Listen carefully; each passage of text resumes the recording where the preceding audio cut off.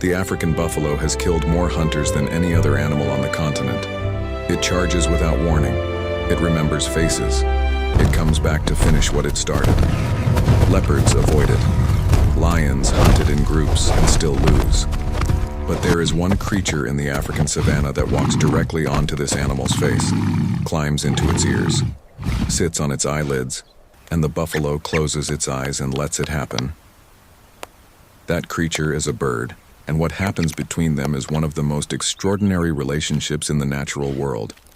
To understand why this relationship exists, you first need to understand the buffalo. The African buffalo, Syncerus kaffir, is not a gentle giant. It weighs up to 900 kilograms. It stands 1.7 meters tall at the shoulder, and it carries two curved horns that can launch a lion into the air. But the real danger of the buffalo is not its size, it's its mind. Buffalo are one of the few animals in Africa known to actively hunt humans who have previously injured them.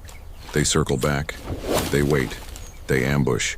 Hunters call it the Black Death.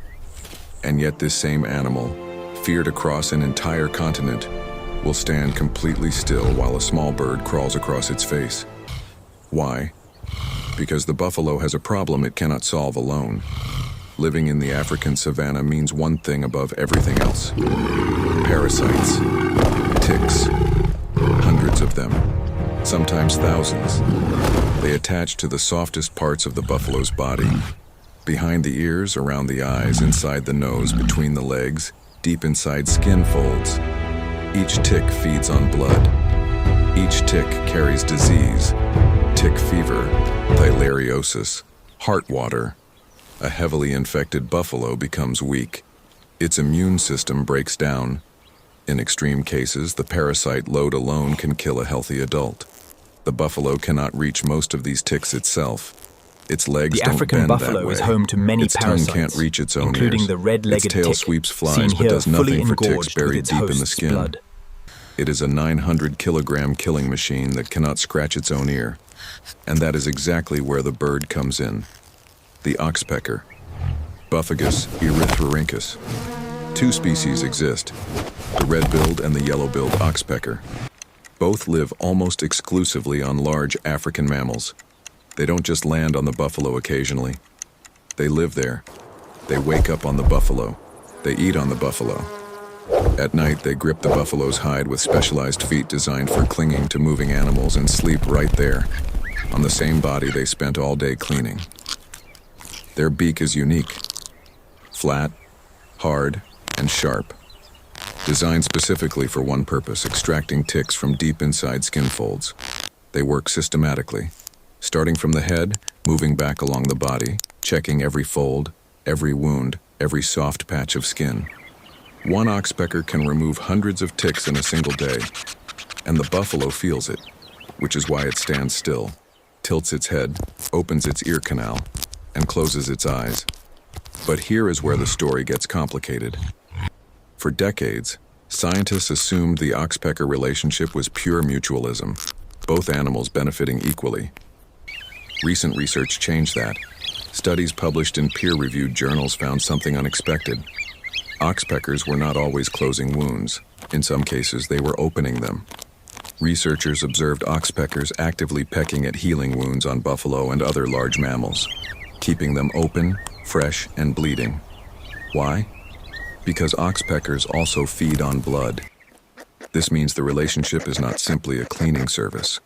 It sits somewhere between mutualism and mild parasitism, shifting depending on the availability of ticks, the health of the host, and even the individual bird. The buffalo tolerates this, because even with the occasional wound kept open, the net result is still survival. Buffalo with oxpeckers detect predators earlier. They carry fewer ticks. They live longer. The relationship is imperfect, but it works. There is one final piece of this relationship that most people never talk about. The oxpecker is not just a cleaner. It is an alarm system. When a predator approaches, a lion, a leopard, a human, the oxpecker detects it first, and it produces a sharp, loud hissing call that instantly alerts the buffalo. Buffalo with oxpeckers have been shown in studies to detect approaching humans at significantly greater distances than buffalo without them. In a landscape where a lion can close 50 meters in under 3 seconds, that early warning is the difference between life and death. The bird gets a home, a food source, and protection from the large body beneath it. The buffalo gets a parasite cleaner, a wound monitor, and an early warning system. Neither one planned this arrangement. It evolved over millions of years. Two completely different species, solving each other's problems without ever deciding to. The African buffalo is still the most dangerous animal on the savanna. It still charges without warning. It still remembers. It still kills. But it closes its eyes for one creature. A bird that weighs less than 100 grams. Because in nature, the most powerful animal is not always the one that fights alone. Sometimes the strongest partnership is the one nobody sees coming. If you made it this far, you already know more about the African buffalo than most people ever will. Subscribe to Bird Science, and we will see you in the next one.